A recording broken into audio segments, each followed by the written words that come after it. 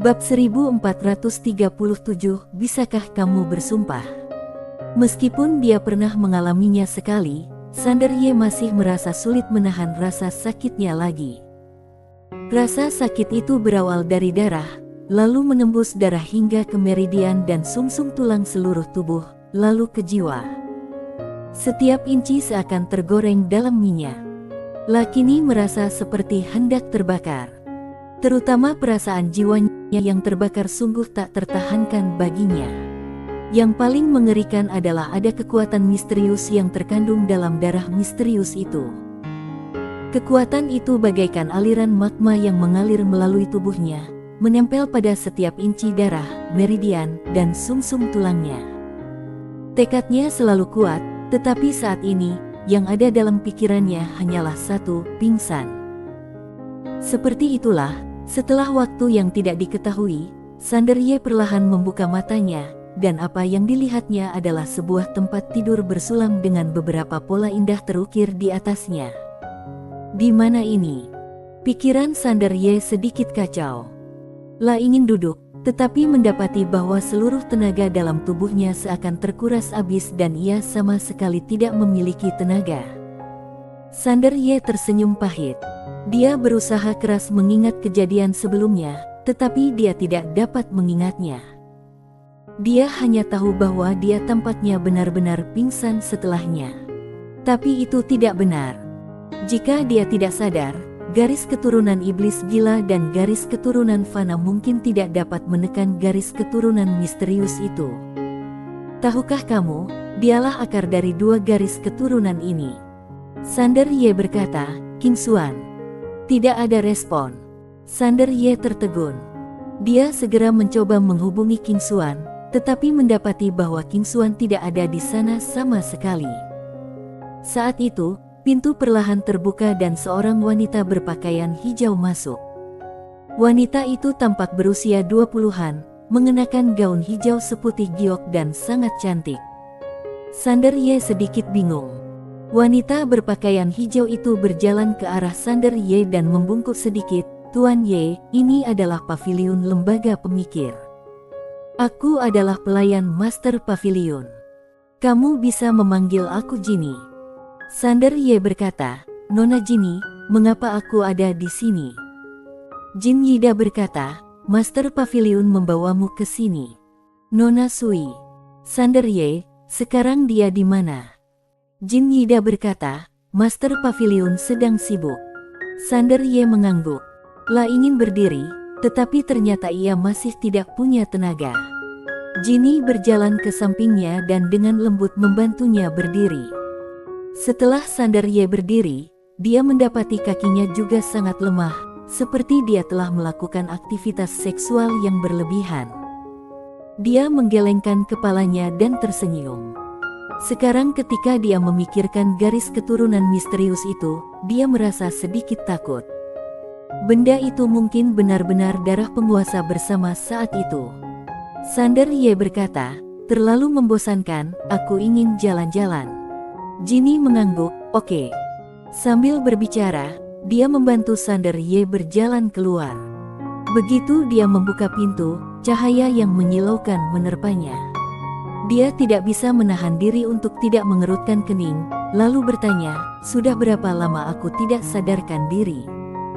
Jinny, 10 hari. Sander Ye terkejut, 10 hari. Jinny mengangguk, ya. Sander Ye sedikit terkejut mengapa dia tidak sadarkan diri begitu lama kali ini. 10 hari. Kini 10 gurun, peradaban seberang, dan tanah terlarang gurun kuno semuanya berada di pagoda kecil, itu artinya 100 tahun telah berlalu. Bagaimana ini bisa terjadi? Dia buru-buru bertanya, di mana Master Pavilion? Jinny menjawab, sedang mengurus sesuatu. Sander Ye berkata, bahwa aku menemuinya. Jinny sedikit ragu-ragu. Sander Ye menatap Jinny, dia tidak ingin menemui aku. Jinny menggelengkan kepalanya, tidak, Master Pavilion bilang kamu perlu beristirahat dengan baik setelah bangun. Sander Ye berkata, tidak apa-apa, bahwa aku menemui dia. Jinny mengangguk, oke. Di bawah pimpinan Jinny, Sander Ye datang ke pusat penelitian peradaban Suiming. Ini adalah pertama kalinya dia datang ke pusat penelitian ini. Harus dikatakan bahwa tempat ini dibangun dengan sangat megah. Seluruh pusat penelitian itu setinggi 9 lantai dan meliputi area seluas hampir 100 hektar. Tempat ini sangat mencolok di seluruh kota Tiandu. Jinny membawa Sander Ye ke lantai 9 lembaga pemikir, yang merupakan lantai inti lembaga pemikir. Begitu dia memasuki lantai ini, banyak orang menatapnya. Sander Ye bertemu dengan seorang kenalan, yang adalah Nona Haori, wanita yang ditemuinya di Paviliun Mabuk Dewa ketika dia pertama kali datang ke Tanah Kuno. Saat dia melihat Sander Ye, Nona Haori tampak sedikit tidak wajar. Sander Ye tersenyum padanya sebagai salam.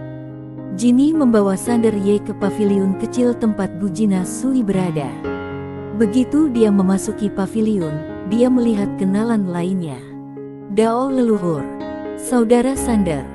Dao leluhur berlari ke Sander Ye dan memeluknya erat. Saudara Sander, aku sangat merindukanmu. Sander Ye sedikit terkejut. Lah menatap Gujina Sui yang berdiri di sampingnya. Gujina Sui masih tetap dingin seperti biasa. Gujina Sui tidak menatapnya, dia menundukkan kepalanya untuk menangani berbagai hal. Dao leluhur sekarang bertanggung jawab atas urusan alam semesta Guansuan.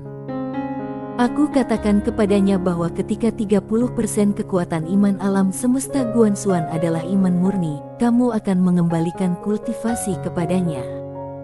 Sander Ye menatap Dao leluhur yang tampak sangat bersemangat.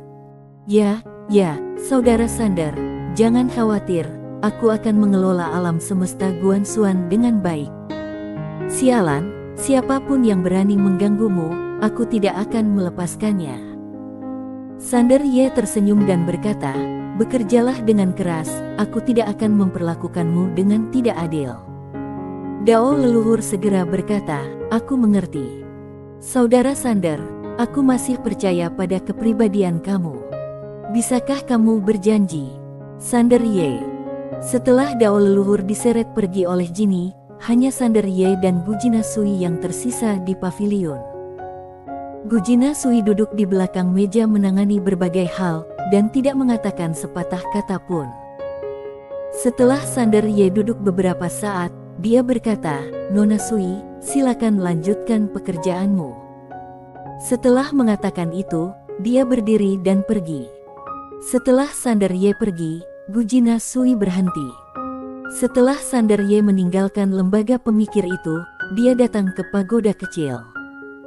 Meskipun pagoda kecil itu tidak ada padanya, dia dapat memasuki pagoda itu kapan saja dia mau.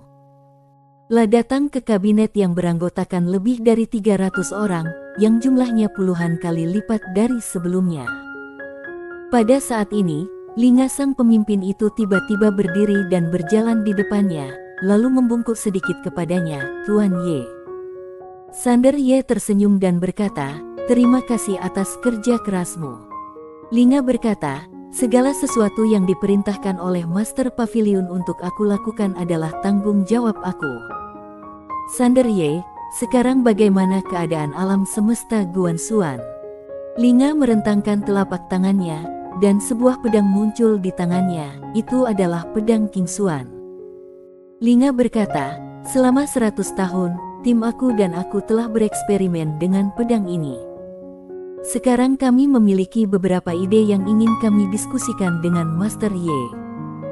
Sander Ye bertanya dengan rasa ingin tahu, ceritakan saja padaku.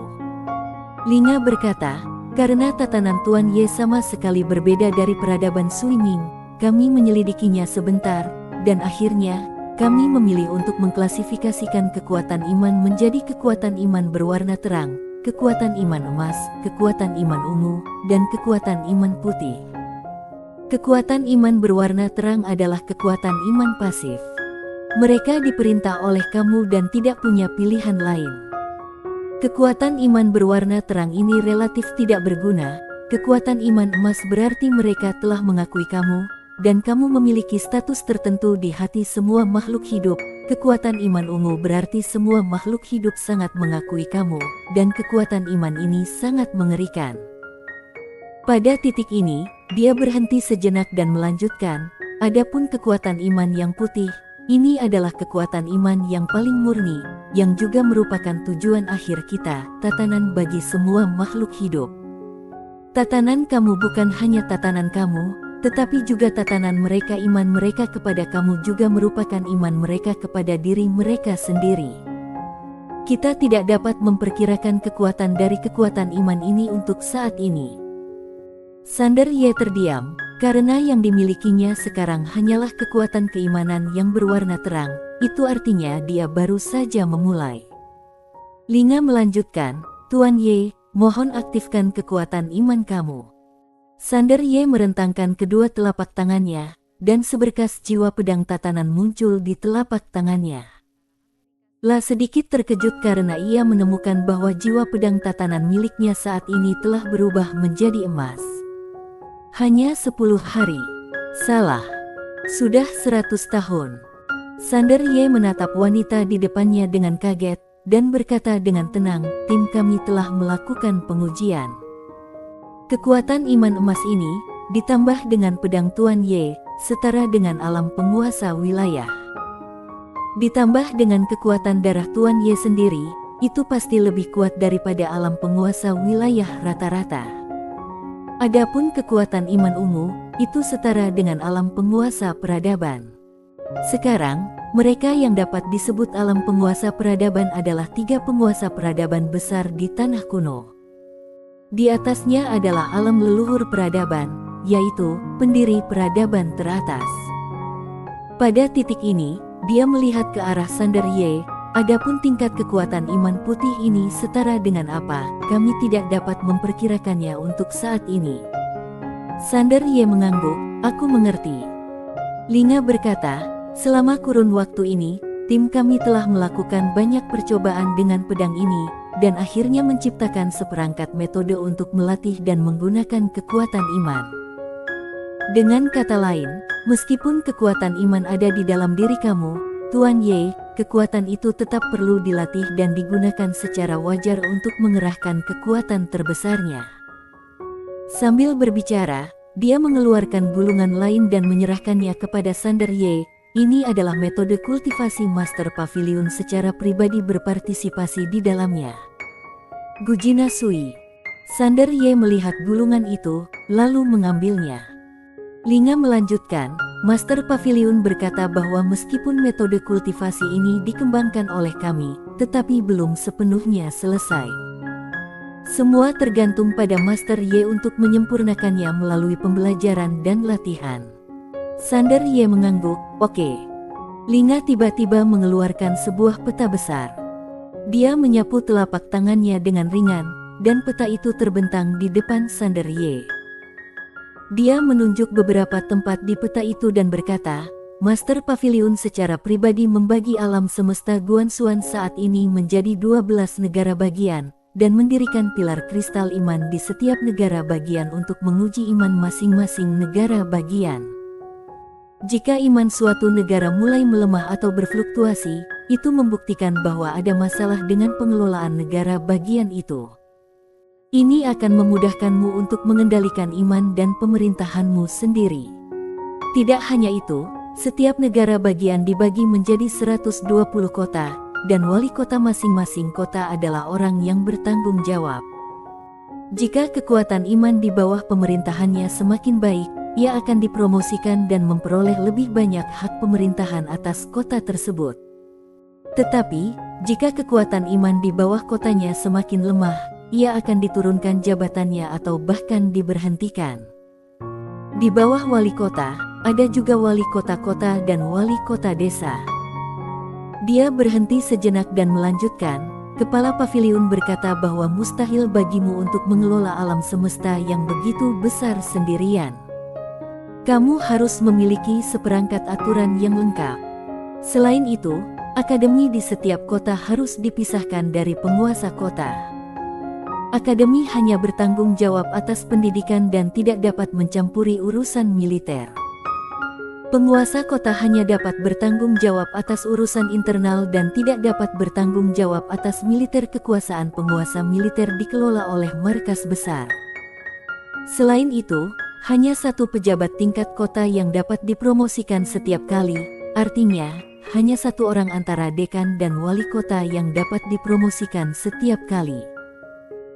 Tujuannya adalah agar mereka dapat bersaing satu sama lain dan saling mengawasi, dan siapa yang akan dipromosikan pada akhirnya akan membutuhkan suara dari semua orang di kota. Master Pavilion berkata bahwa kita harus memberdayakan rakyat, biarkan rakyat menjadi pengawas, karena jika mereka yang berkuasa tidak diawasi, mereka akan mampu menentang segalanya. Bersambung.